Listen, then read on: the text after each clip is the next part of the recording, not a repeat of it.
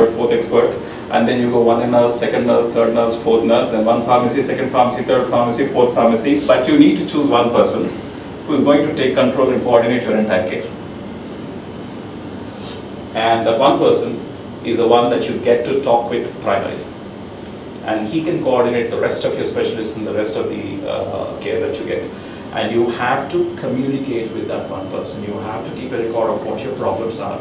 Tell them freely and frankly. Remember, many of them have solutions. So always keep hope. Many side effects will go away completely. Many more can be controlled well. You have to communicate effectively with your provider. Get help. There is help available. What about long-term issues? Sometimes the cancer itself, even if it goes away, can leave long-term consequences. Surgery that you get can have long-term consequences. The radiotherapy that you get can have long-term consequences. Chemotherapy that you get can have long-term consequences. Some of those, head and neck cancer. First of all, if a person has chewed gutka or have done smoking for many years, already the dentition is changed and already the mouth is no longer normal because of all the tobacco. On top of that, you get a cancer, it changes more. On top of that, the cancer, the surgery is done, you have changed the mouth's architecture. You give radiation, you give chemotherapy, you further change the mouth's structure. So permanently, they're going to have dry mouth, bad dentition, abscesses, and so on and so forth. Heart problems, very, very common. You know that in India, we are the leaders in heart disease in the world anyway. For the diet we eat, and we are becoming more sedentary. Our diet is becoming more westernized, our lifestyles are changing, and some South Indians have a genetic defect in their apolipoprotein that increases the risk of getting heart attack. With all these, heart attacks are very common in this country. And many kinds of treatment you get for cancer can worsen your heart health in the future. So it's extremely important to be heart healthy. Certain kinds of radiation, certain kinds of chemotherapies can affect the lungs. And you can have lung problems in the future. Certain kinds of chemotherapies can have fertility problems, especially in men. They may lose the ability to produce children in the future. So it's extremely important to maintain a good dental regimen. You have to brush twice a day. You have to brush up, down, up in a proper fashion. There are a lot of advertisements of toothpaste. You know that. But nobody tells you that it's not the toothpaste that's important. Virtually all toothpaste have the stuff that is important. What is important is the brushing technique. But there's no money in telling you that, so you're not told that on TV. You need to brush properly, that is important. Which toothpaste you use is not important really. Find the cheapest toothpaste and get a very good brush. You floss after that, and you have to gargle and spit some kind of a mouthwash after that. You have to be heart healthy. Exercise, especially aerobic exercise. Light, regular aerobic exercise, at least 30 minutes a day, at least 3 days a week, if not more. You have to eat healthy. Harita is going to talk to you about the food in detail.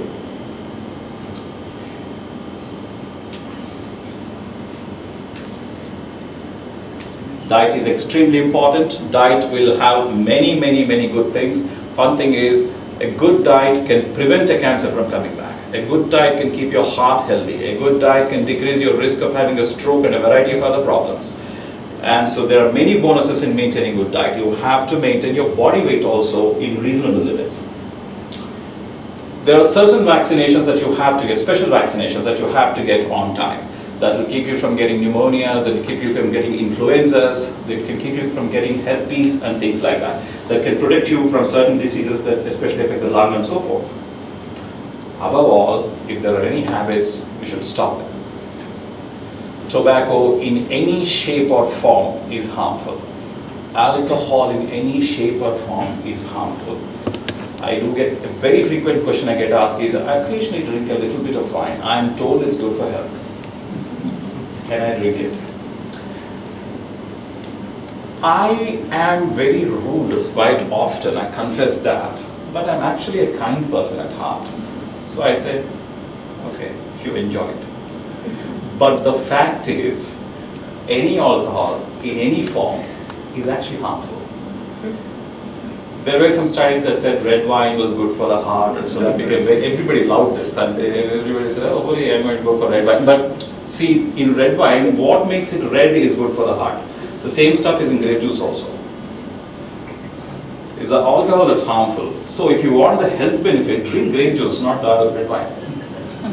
So, because what are called tannins, which make it red, is what make you heart healthy. So even one drop of alcohol is harmful, but you have to make your own decision about how much you enjoy, and how, it's a trade-off in life, right? If you want to run through a red light, you have to make a calculated decisions. What are the odds that I'll get through this red light safely? And what is the advantage for me in this versus what are the odds of me getting run over by a truck? Will it come back? Big question. And the sad truth is, yes, it may. Nobody can ever guarantee you that bad things won't happen in life. In fact, there's one guarantee: bad things will happen in life. Only which bad things will happen, we don't know. We just have to deal with them as and when they happen. But what can we do to try and keep them away? What can we do to try and find them fast if they do come back? As we discussed, the exercise, the diet, keeping the body weight within limits, avoiding habits, all of them help in keeping the cancer from coming back as well. In addition, please keep your follow-up appointments regularly. Some of you are asked to come back in 3 months. Some of you are asked to come back in 6 months. Some of you are asked to come back in 1 month. Some of you are asked to come back in 1 year. Some of you are told, bye-bye, never come back again. There's a reason for these things. It's not our whim and pleasure. There's a scientific, logical reason why you're given a period of time, and it's based on the probabilities of where it might come back and what is a good period of time in which to check you out. It is important to meet your doctor. If it were not important, imagine me and I'll treat you on social media. And I'll charge a credit card, of course. Life is so happy, no, for all of us. It doesn't work that way. I have to see you. I have to talk to you. I have to examine you when needed. Otherwise, I do not know what's happening. I cannot assess what's happening. I just can't look at your test and tell what's happening. If that were the case, we'd all be doing it from our homes. Nobody needs to meet, go to any hospital, and poor Apollo and hospitals like that would be out of existence. So you have to come. You have to be examined. You have to talk to your doctor, one-on-one. And the period of time you're given, there's a logical reason why that period of time is given, and try and stick to that period of time as far as possible. Please keep your old records. This is important because all of us are human. Your doctors are even more human than you are, which means that they're actually more faulty than you are. And their memories are typically more horrible than yours are. So they will remember less than what you remember about yourself. One thing. Second thing is, everything is a sequence of events, everything in life. So if something new happens, then we have to always go back and check and see how is it related to a previous event. And that we can do only when we have medical records. In a very sophisticated system, which exists in some areas in the West, all your records are centralized and they are electronic. You don't have to carry anything, we just punch in a number and we get everything that we want in the system. India is not that sophisticated. Here you have to maintain your own records and bring them from under your arm, wherever you go. So you have to buy a good binder, keep all your records in it, just throw everything, just dump everything in it, all your scans in it, because the physician or the medical team has to keep going back and checking it.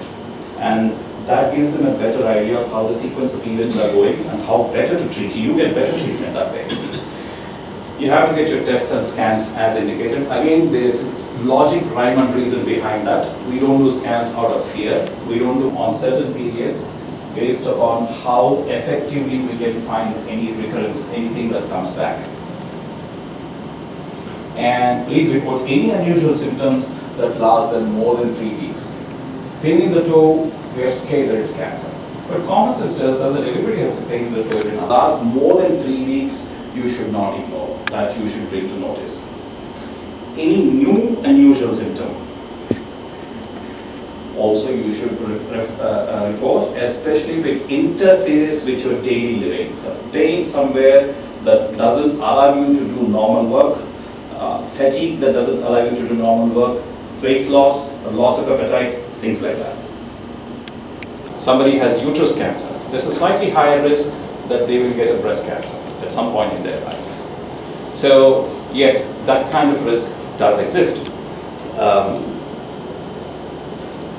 Again, for that, going back to a previous conversation, diet, exercise, avoid habits are the most important thing. We look for certain new cancers on a periodic basis, like mammograms, colonoscopies, pap smears. Some of you do undergo those.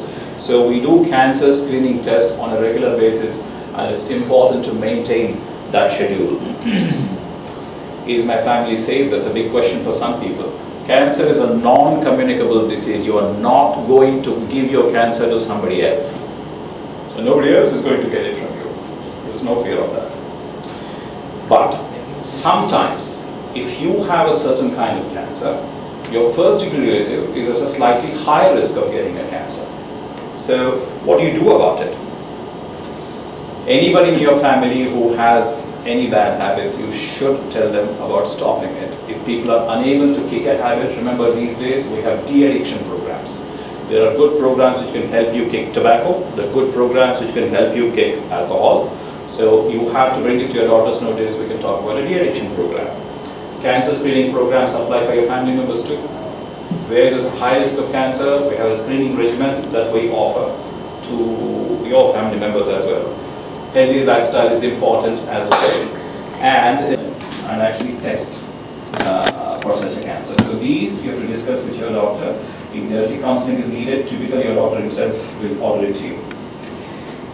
Summary: keep a regular schedule with one chosen doctor who can coordinate all your care, and communicate effectively. Virtually all Indians like to talk now. Like me, you give me a mic, I'm going to let go of it. Talking is different, communicating is different. Like I said, your doctors are very frail, faulty human beings. They're typically overworked and they have very little time. I think the majority will come away with the sense, oh my God, my doctor didn't spend enough time with me. Oh, forgot to tell him these things. It helps to write things down before. It helps to be brief and express clearly exactly what you want to say. You have an issue, you have a problem, be clear, be concise, write it down beforehand. Go in with a little sheet and talk about it freely. When you communicate, the busiest of doctors will be more than happy to talk to you. When we just talk, like in any casual conversation, when I just talk, you go to sleep. When I can communicate, you listen with care. All of you know the difference. That needs to happen between any two individuals, especially with your doctor. So again, I really salute all of you because everyone here is somebody who has really fought with cancer and won. Every one of you has been invited because there's no evidence of cancer in your bodies right now, and we hope that it will never ever come back. We have talked about some of the things to keep it from ever coming back. And we go through a lot of things in our lives. Your medical team has to keep on training and training and training and training for years. By the time we start our careers, we're already half dead and already aged. But of all our teachers, and where we are because of our teachers and by the grace of God. But most of you don't realize that our biggest teachers are you. I may see about 40 to 70 patients in a day. Each patient teaches me something new. And you are our gurus. And I've learned a lot from each and one of you. And I salute you for that. And I'm very thankful for that. And we consider you our angels. What is an angel? Farishta kaun hai? Jo ummeed lata hai. An angel is somebody who brings hope where there is no hope. An angel is somebody who brings the grace of God.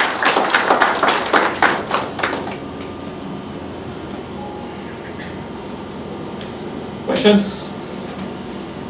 Concerns? Criticisms? Tomatoes? Nothing? No questions? So tell us a little more about genetic counseling. There are approximately, overall, overall, approximately 1 in 10 cancers may be inherited. The majority of cancers, we don't know the reason. There is no obvious reason, they just come. About 30% of cancers, we actually know the reason. Typically, it's tobacco or alcohol or certain pre-existing conditions and things like that. About 10% of cancers in general are inherited because of certain genetic mutations that are carried on from generation to generation. Everybody is okay with English? Yes. So, when do we get a suspicion that a cancer may be genetic? Typically, when cancers occur in an unusual age. 25-year-old girl gets a breast cancer. That's a red flag. You generally don't get breast cancer at that young age.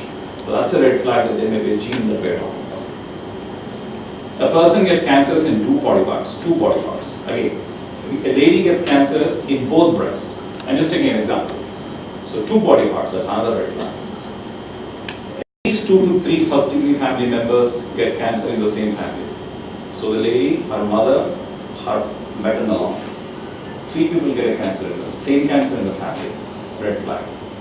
These are the kinds of things that raise the flag for us that we may be talking of a gene that is inherited. So then we talk to the patient about it. Typically for the patient, it doesn't make a big difference because they already have a cancer and we're going to treat. But it may make a difference for the family. For example, this patient has a daughter. Her mother has it, her grandmother has it, and her grandmother's sister has it. So if you're talking of a gene, the daughter is very concerned. I don't have cancer now, I'm young, I'm 20 years old. What about me in the future? If I have the gene, will I suffer in the future? So for the family, we have to address that issue. So then, typically there are certain genes, suspect genes that we can test for. Problem is, these gene tests are number one, expensive. And we are a very cost conscious country. It is negative, doesn't mean you are not going to get cancer. We have to talk of the probabilities. Third thing is, what will you do with that information? Will you have your breast removed as a precaution? Angelina Jolie did that. But not all women want to do it. Or are you going to try some other medication for it? So this conversation is what is called genetic counseling. Typically, most of us do the genetic counseling ourselves. Ideally, it should be done by a good qualified genetic counselor, which is a separate specialty, who will spend a lot of time talking about these particular aspects with the whole family. Hyderabad, there are several such genetic counselors available. Any other question? What are the actual reasons for the cancer and how to control them? Approximately 60% of all cancers, we do not know the reason. Typically, it is thought to be a consequence of old age. I'm not implying that any of you are old, by the way. And if I am, I'm getting there myself. This is a machine. You heard this, many of you heard this dialogue from me before. This is a machine.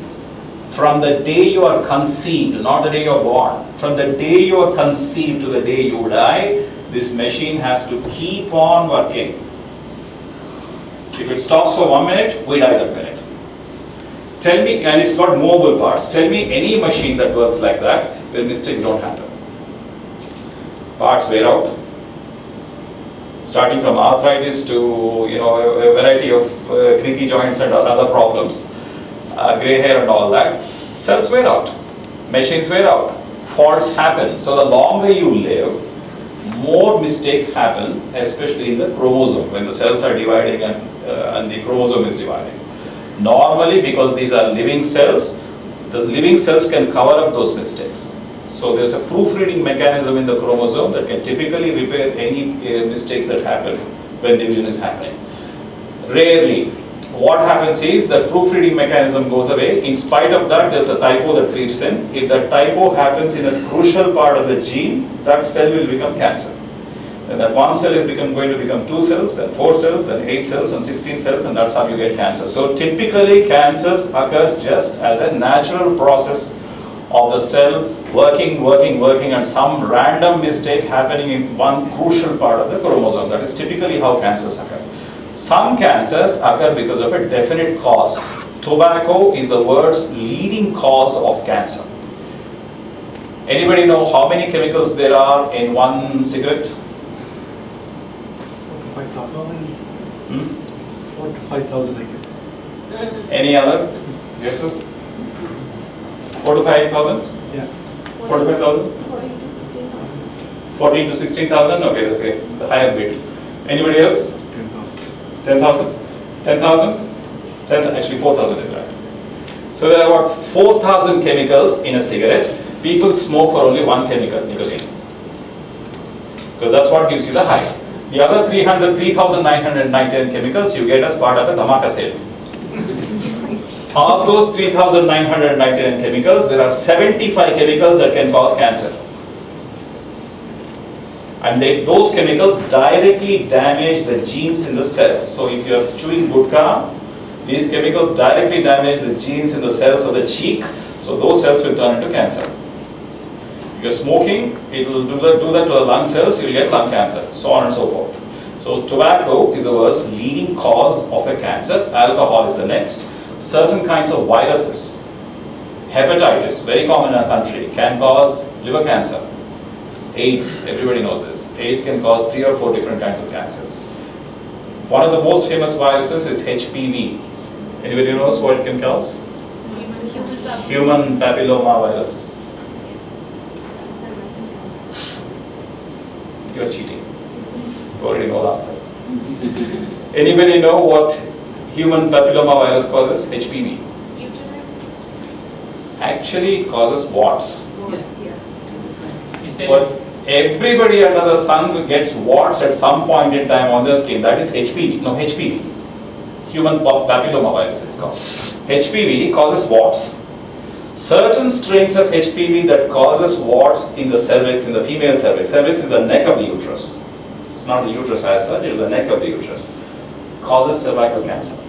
All cervical cancers are caused by HPV. So it's another very famous cause for cancer. And there's a vaccine for HPV now. So young girls are recommended getting the vaccination for HPV. It is in fact the most common cancer in India, is cervical cancer. Second most common in breast among women. Sun can cause skin damage and cause melanoma, it can cause squamous cell carcinoma. Certain chemicals and certain things can cause cancer. And in some people it's genetic, like we said. So people say even this oil to be used for continuously boil them. Because of that also we get cancer something like that. Possible. Excessive boiling of Excessive? frying and other things. Burnt oil. Burnt oil. There's no proof for that. But yes, it's a possibility, yes. Is it advisable to change the oil brand? Depends upon overheated oil. So it causes dehydrogenation. Potatoes, for example. Potatoes are extremely good for health. Once you fry them, you pretty much lose all the health advantage. Yes, ma'am. How about the vaccines that useful for the prevention of the cancer? Vaccines. Diet has a strong relation with cancer. Again, you can ask her that question. You're going to have a session on diet. I think I'll turf it to her. She can answer that question for you. It's a fairly long conversation. Yes, ma'am. Do cancer cells thrive on sugar? All cells thrive on sugar. That's a good question because many people, I think it's a lot of it is on the internet now. Many people ask me this question, sugar, Mama, I'm not eating sugar because cancer cells live on it. Please remember, all cells live on sugar. It's true, cancer cells live on sugar, but all human cells live on sugar also. So the problem is, if you stop eating sugar, number one, the rest of your body will starve. So it can't fight the cancer. Number two, cancer is a parasite. It will suck sugar out of you even if you don't have it. So there is really no point you starving yourself of good food because you want to starve the cancer. So what is the relationship of sugar to cancer? Diabetes. Diabetes per se does not cause cancer. Okay, there are two separate, you're asking two separate questions. One question is, do cancer cells live on sugar? The answer is yes, cancer cells do live on sugar, but then all cells live on sugar. So you should not change anything based on that fact. Am I making sense? Don't change anything based on that facts. Yes, cancer cells live on sugar, but all your normal cells also live on sugar. Do not decrease or increase your sugar based on that fact. Your normal cells have to get enough nutrition, so please maintain adequate nutrition and a healthy diet. So that is one question. Second question you are asking is, does sugar cause cancer? Is that what you're asking? No. There is no direct relationship between cancer and sugar. So is it any particular kind of sugar, or for example the extra sugar that we add vis-a-vis the natural sugar that we get in fruit and other stuff? There's different sugars. There's the natural sugars that you get. Again, this is the right question. I'm stealing your question, sorry. You want to answer this? Yeah, in matter, there's excessive amount of sugar than what is normally required.